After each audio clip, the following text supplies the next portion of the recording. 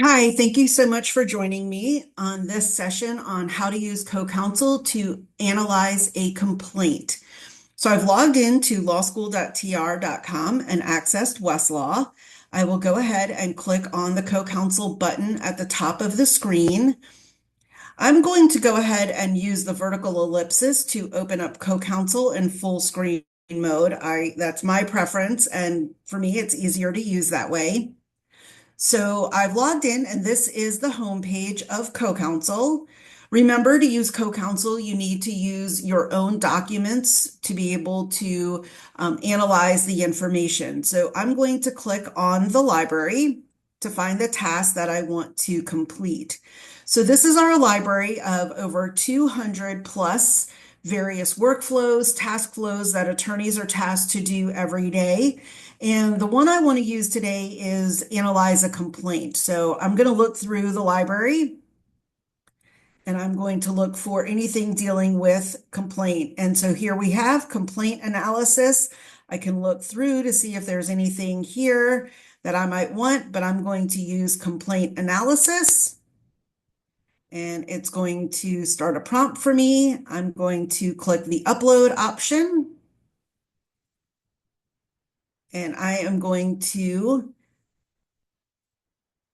upload a sample complaint. This is Brnovich versus the Democratic National Committee about voter rights. So now I have uploaded this.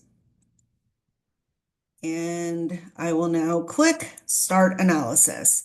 Remember that it does take a little bit of time to run through CoCounsel. I always say utilizing AI tools is a practice in patience because it's not an immediate return. It is analyzing the information that you have uploaded and trying to pull out the information that you are looking for, giving you a summary, potential defenses to the claims that are in there, finding potential documents that might help you with those defenses, and so on. So again, you can see the response time. It is about 40% of the way reading through the materials. It might be a few minutes here, so we will give it a little bit of time to go through.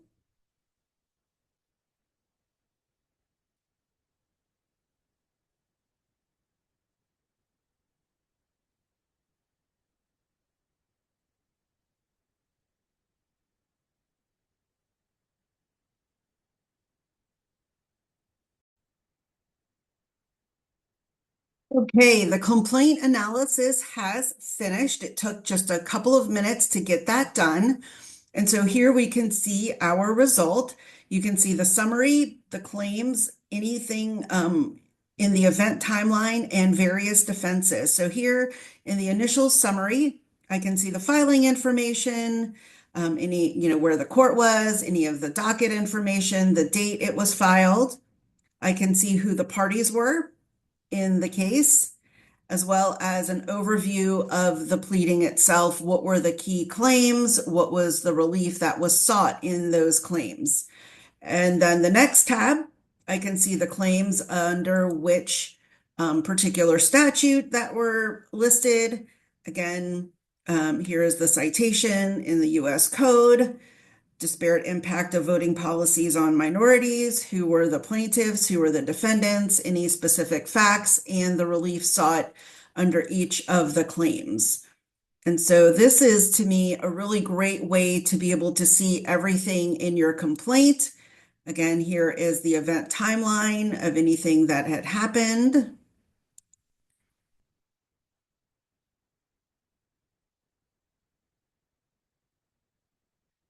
And then finally, the best part of the complaint analysis are the potential defenses to the claims that this might be of interest to you.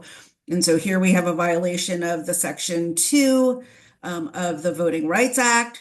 Here are the particular elements of the related facts that are listed out in the pleadings, and then supporting primary law for those defenses.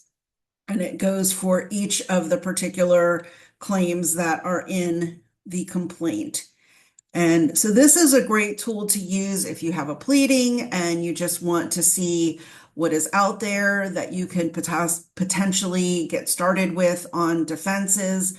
This would be a great tool for you in your summer job, if you were working as a clerk, if you were in the clinic, anything like that. So that is complaint analysis. And I think that this is a great tool for you to explore. If you have sample pleadings, you can also get those from Westlaw from particular cases just to try those out. Pull up a case and then click on the filings tab. All right, that's it. Thanks so much. And I hope that you found this helpful.